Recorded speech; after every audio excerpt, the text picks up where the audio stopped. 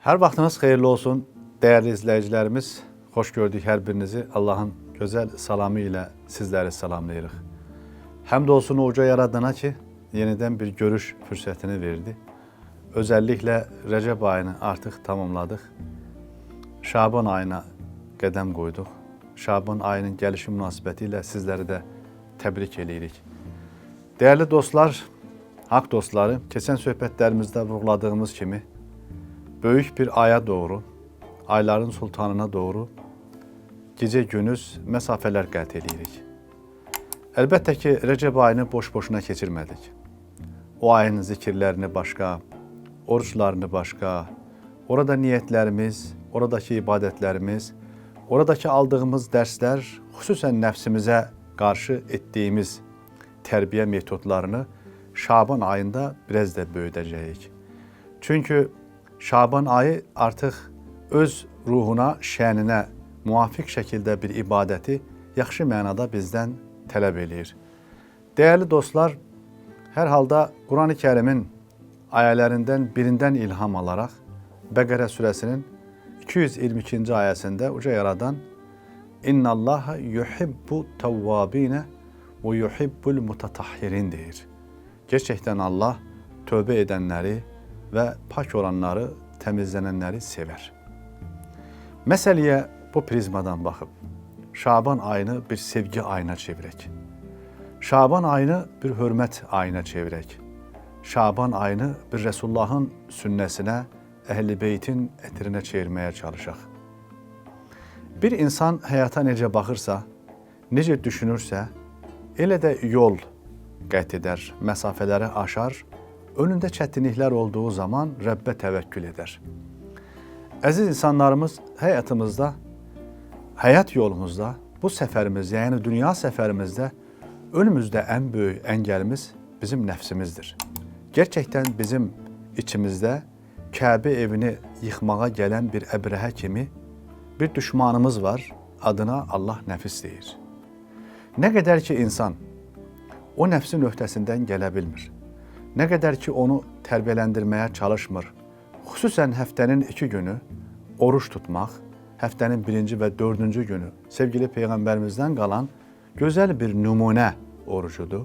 Bu sünnə orucu, nafilə orucu, adına nə deyirsinizsə deyin, fiqhdə müxtəlif isimlər var. Ancaq önəmli olan odur ki, insan bu ayların vasitəsilə, bu ibadətlərin vasitəsilə əxlaqını gözəlləşdirməyə çalışır. Və insanın əxlaqının gözəlləşməsində əngəl olan ən böyük dərd də yenə də nəfisdir. Çünki şeytanın vəsvəsəsi başqadır. İnsan şeytanla mübarizənin, mücadilənin formasını bilib o düşmənə qarşı fərqli bir metod istifadə edir. Amma bizi daxildən çöküzdürən ağlımızı, təvəkkülümüzü, bizim hisslərimizi, duyğularımızı, xəyal gücümüzü belə çirkləndirən, daxildən bizi cəhənnəmə sürükləyən qorxunc bir düşmanımız var. Sevgili Peyğəmbərimiz 2 qolunuzun altında olan ən əfi düşmandır deyir. Ə'da adıukum beynə ibteykum deyir o könüllərin sultanı aleyhissalatu vesselam. Əziz insanlarımız, beləcə Rəcəb ayı ilə biz öz dünyamıza yenidən səfərlərə başladıq. Gözəl niyyətlər etdik, zikirlərimizlə, şükürlərimizlə Rəbbə yaxınlaşmanın, bu aylardan bəri çirkləndirdiyimiz ruhu yenidən təmizləməyin nə qədər əhəmiyyətli olduğunu fərqinə vardıq. Şaban ayı isə bizə yenidən bir ilham qaynağı olacaq, yeni fürsətləri, şansları qarşımıza çıxaracaq və xüsusən Rəbbimizin xüsusi gecələri, xüsusi zaman dilimləri var ki, möminlər bu anları, bu dəqiqələri çox gözəl şəkildə təqdir etməlidirlər. Hələ də bizim biri-birimizə olan hörmətimiz, biri-birimizə olan ehtiramımız, biri-birimizə olan dəyər və etimadımız əslində bizim bu yolda büdürəməməmizə səbəb olur. Dəyərli dostlar, İslam ümməti gerçəkdən paramparça edilib və bu dinin, yəni İslam dini tərtəmiz olduğu kimi qalıb. Lakin müsəlmanlar əslində paramparça edilib. Yəni biz İslam dünyasının paramparça olduğunu görürük. Və yenidən oyanmamız üçün, ayılmamız üçün, birliyə, o qəlb birliyinə, ruh birliyinə, düşüncə birliyinə, məfkurə birliyinə yenidən dönməmiz üçün bizim əxlaqımızın gözəlləşməsində böyük məsafələri qət etməmizə ehtiyac var. Öncə bir-birimizə Həzrət insan kimi baxacağıq. Ən böyük məsələlərimizdən biri bu. Axı Hucurat surəsi, o böyük, möhtəşəm əxlaq surəsi bizim qardaş olduğumuzu bizə söylüyor. Nə oldu dünən bağrımıza bastığımız, qoxuladığımız qardaşımızı bugün tərk edirik? Nə oldu dünən dünyanın fərqli bölgəsində bir zatı, bir müsəlman kimi görürdük, bugün məsxərə edib tənqidlərə məruz qoyuruq? Nə oldu bu ümmətin halı? Nə oldu bir məscidin imamına, bir məscidin cəmaatı digər məscidin cəmaatına, bir məscidin imamı digər məscidin imamına? Bu etirazlar əslində haradan ortaya çıxdı? Nə baş verdi ki? Əslində müsəlman camiasının böyük o fikir atlasını ortaya qoyduğumuz zaman görəcəyik ki, gerçəkdən o vəhdətə, o birliyə, Allaha gedən yolda ən böyük əngəl insanın nəfsidir. Deməli, insan öz nəfsi ilə yoldaşı olduğu zaman onun başına keçirdiyi gəmi əslində Rəbbimizin qüdrət əlinə verəcək. Təhvil verəcək, təslim edəcək. Allahım, mən nəfsimlə baş-başa qoyma deyən sevgili Peyğəmbərimiz Aleyhisselatü Vesselam'ın duasını xatırlayacaq. Değerli dostlar, Şaban ayı vəsilində öz ruhuna muvafiq olaraq, çünki bu ayın içərisində Bəraat deyilən bir gecə var, 14-dən 15-inə keçən gecə.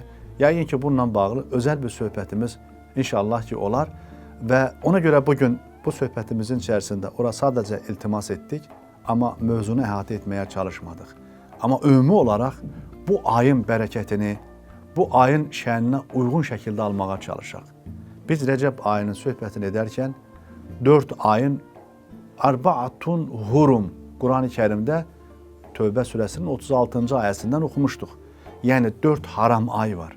Əslində möhtərəm ay, mübarək ay, müqəddəs ay. Yəni bu ayda sadəcə qılınclar danışmasın deyil, əslində qəlblər oyansın, fikirlər, düşüncələr oyansın. İnsanın ayılmasına ehtiyac var. Nə zamana qədər insan qəflətdə qalacaq? Nə zamana qədər insan gerçəkdən mürgülüyə yol gedəcək?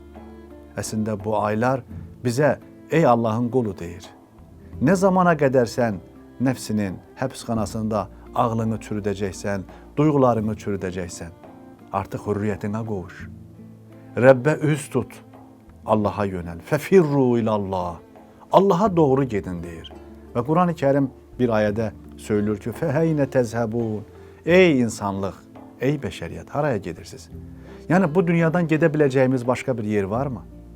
İçində yaşadığımız dünya kainat şəhərində asılmış bir beşiyə bənzər. İpi Qurandır. Allah bizə deyir ki, bu ipdən möhkəm yapışın. Biz isə özümüzdən iplər ixtira edirik, icad eləyirik və bugün fərqli dəzgahlar qurmuşuq. Hər bir dəzgah qurub ipini ortaya çıxarır. Allahın ipi bu kimi saxta ipləri ortaya qoyurlar. Gəlin bütün saxtakarlıqları bir tərəfə qoyaq. İxlasımızla, səmimiyyətimizlə. Quran-ı Kərim söylüyor ki, aranızdakı ən təqvalı olan əslində ən dəyərli olanınızdır.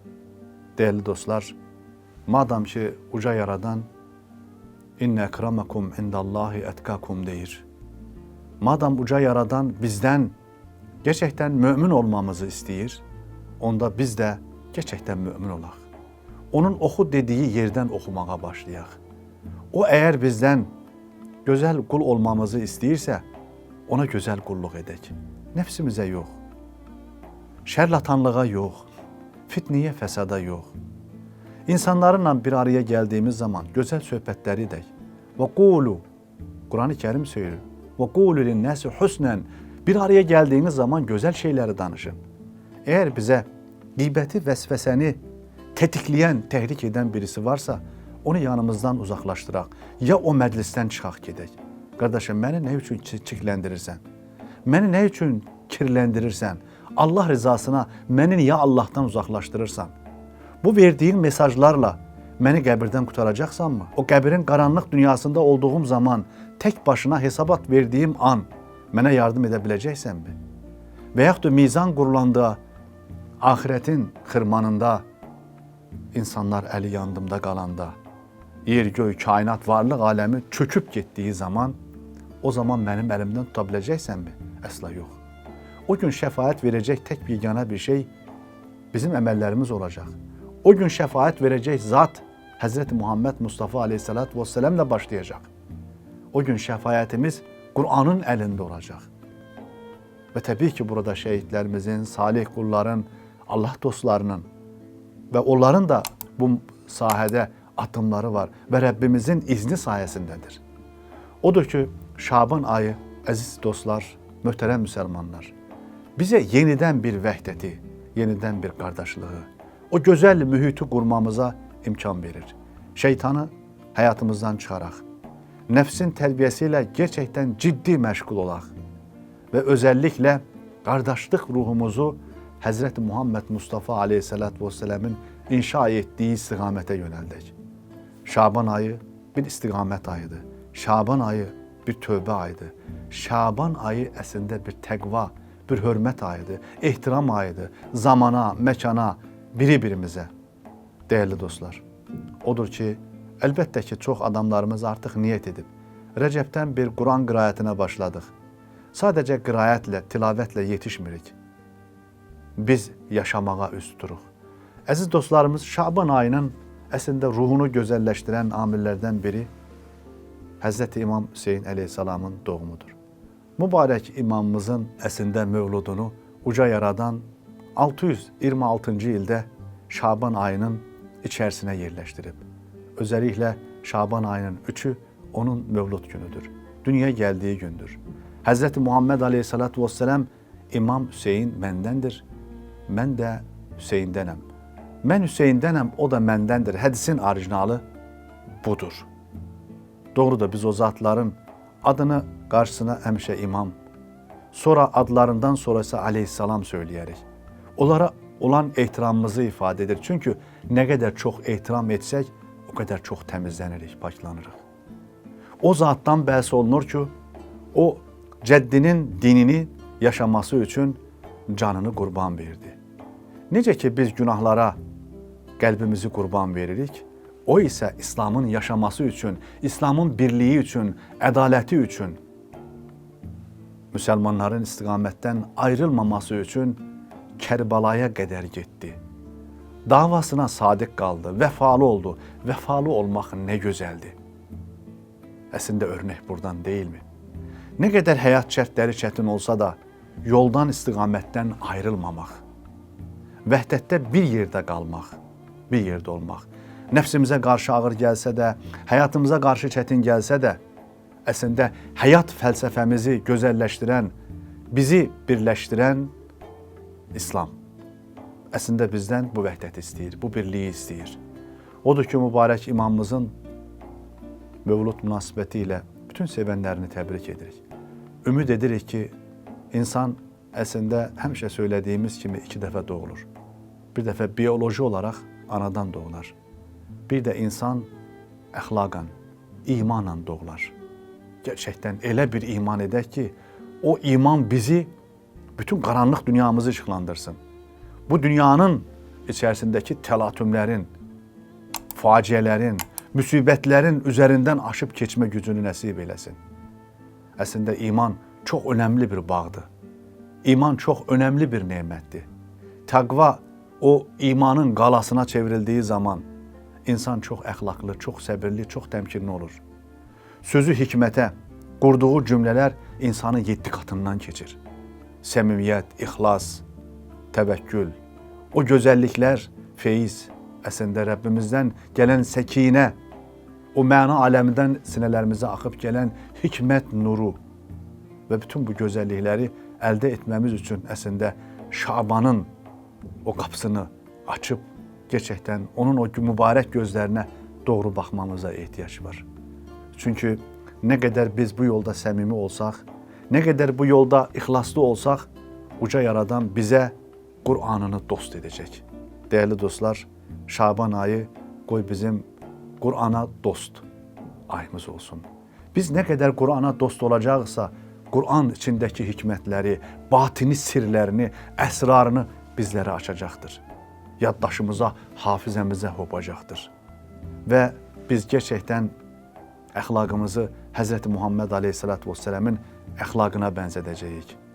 Değerli dostlar, Allah bize bu istiqamette yar ve yardımcı olsun. Allah'a emanet olun.